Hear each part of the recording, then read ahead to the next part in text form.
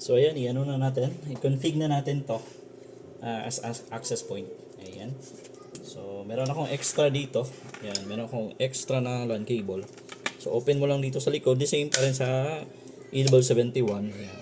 Then dito sa baba niya meron ka makikita dyan na POA at saka LAN. Ayan, kita POA at saka LAN. So if gusto mo i-configure dyan or i-change mo yung name, yan, or gusto mo i-configure natin as access point, yan. Dito mo muna i-saksak sa POA yung color blue. Yan, para mag-power yan. Okay, and then doon sa POA adapter niya, saksak mo rin dito sa meron ka makikita diyan na POA. Yan. Saksak mo rin diyan. Okay? Ayan. And then saksak mo na to para mag-power yan. Saksak na natin to. Ayan. Saksak ko lang. Okay. So, kita mo dito. Wait lang.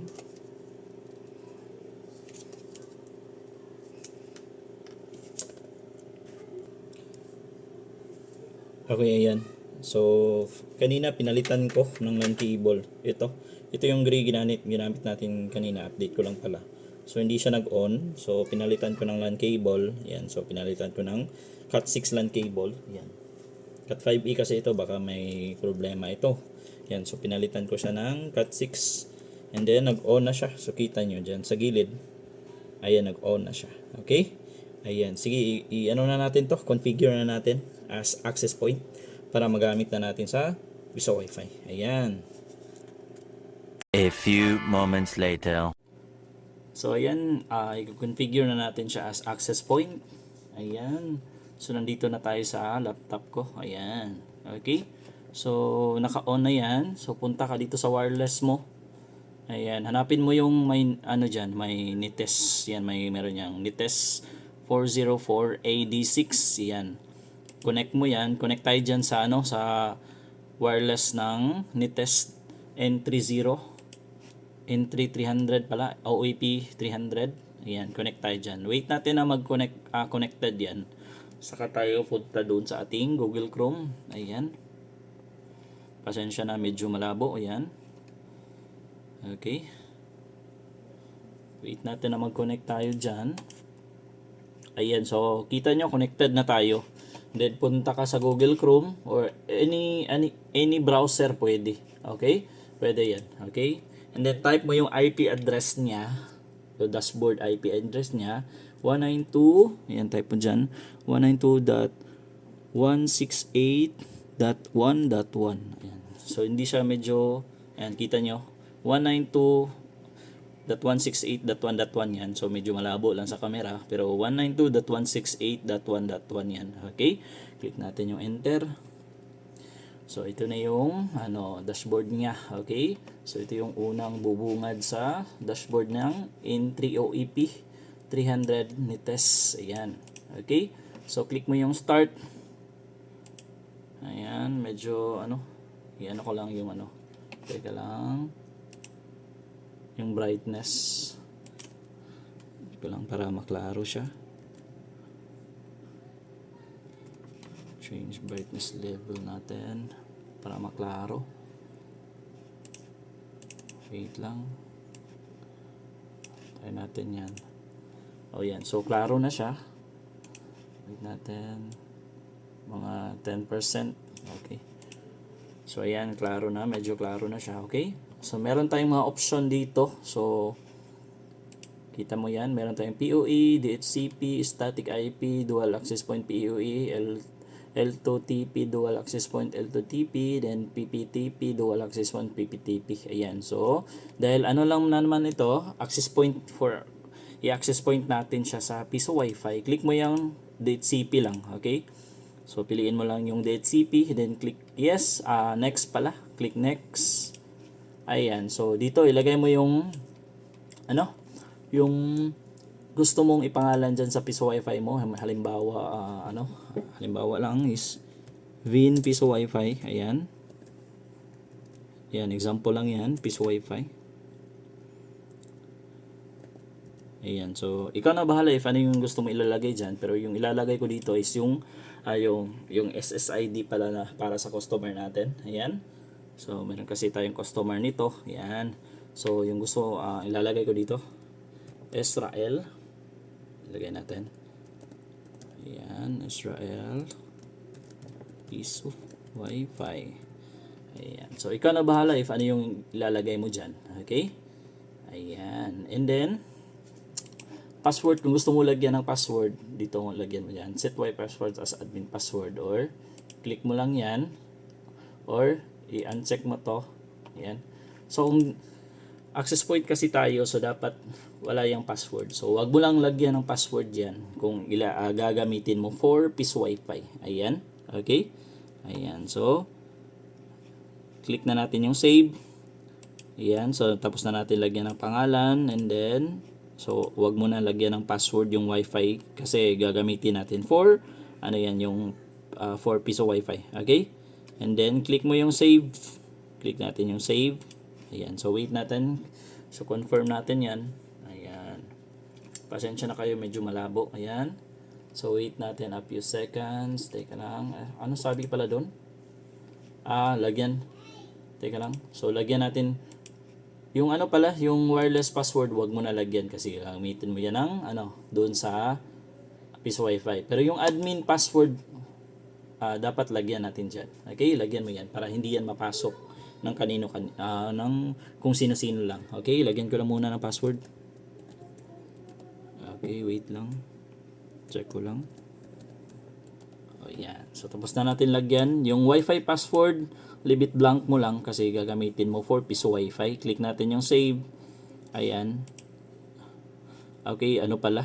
At least 8 to yung minimum pala niya is 8. So, ano ko lang yung 8. Ayan. So, tinaasan ko yung password. Click natin yung save. Okay. Okay. If you do not set Wi-Fi password network securely will be threatened. Okay. Not encrypt. Click mo lang yung not encrypted. Okay. Okay. Click mo yung not encrypted. Okay. Wait natin. Please wait while saving parameters. Ayan. Wait natin a few seconds na mag-ano yan siya. Mag-reboot I think. Or mag-refresh. Ayan. Pause ko lang sandali. Pause ko lang. So, ayan. So, after natin na change name yon, kita nyo dito sa Wi-Fi. Yan, kita nyo po dito sa Wi-Fi. So, ayan, nag-pop up na siya. Completed na. Okay? So, kita nyo dito sa Wi-Fi na disconnect tayo. Okay? Wala na yung NITES. So, hanapin mo yung name na nilagay mo. Yan, yung Israel Piso Wi-Fi. Connect tayo dyan sa Israel Piso Wi-Fi. Connect tayo para meron pa kasi tayong i-config doon. Okay? Titingnan natin yung dashboard muna. Ayan, wait natin na mag-connect tayo. Ayan, so click mo yung complete. And then, ayan, mag-refresh yan. So, type natin yung password na ginawa natin.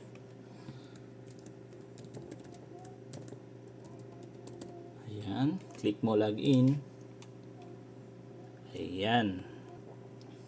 So, ayan. So, napasok na tayo doon sa admin mismo ng NITES. Ayan. So, dito meron tayong another na gagawin para magamit natin sa piso Wi-Fi. Punta ka dito sa network. So, ito pala yung dashboard. Meron siyang connected clients, wireless settings, LAN, and VLAN. Okay? Dito, punta ka sa network. Ayan. Click mo yung network. And then, punta ka sa operation mode. Ayan. Operation mode. And then, yan. So, makikita mo dyan, meron kang mode selection. So, click mo yan. So, meron dyang router mode, access point mode, with range extender mode. Yun. So, dahil, sa piso Wi-Fi natin gagamitin yan, click mo yung access point mode. Ayan. So, piliin mo yung second. Okay? Click natin yung access point mode, DHCP. Yan, DHCP lang. Okay? Piliin mo lang yung DHCP and then click mo yung save. Ayan. So, wait natin a few seconds. Yan ako lang pala. Wait lang. Pause ko lang. So, ayan. Nag-succeed na siya kanina. So, hindi ko lang na-pause ko kasi. So, nag-succeed na siya. Okay? Ayan. So, after niya mag-success, yan, madi-disconnect ulit tayo. Then, try natin connect sa Israel Piso Wi-Fi. Connect tayo ulit. Ayan. Okay, refresh natin to. Ayan, so nakakonect tayo ulit sa dashboard. So, ayan. Okay, yun lang yun. Kung ano yung dapat, yung mga steps pala kung paano mag-configure ng Nites OAP300 para gawing access point or para sa Piso Wi-Fi. Yan. So, dito explore muna natin. Okay. Dito yung home kanina. Yung network.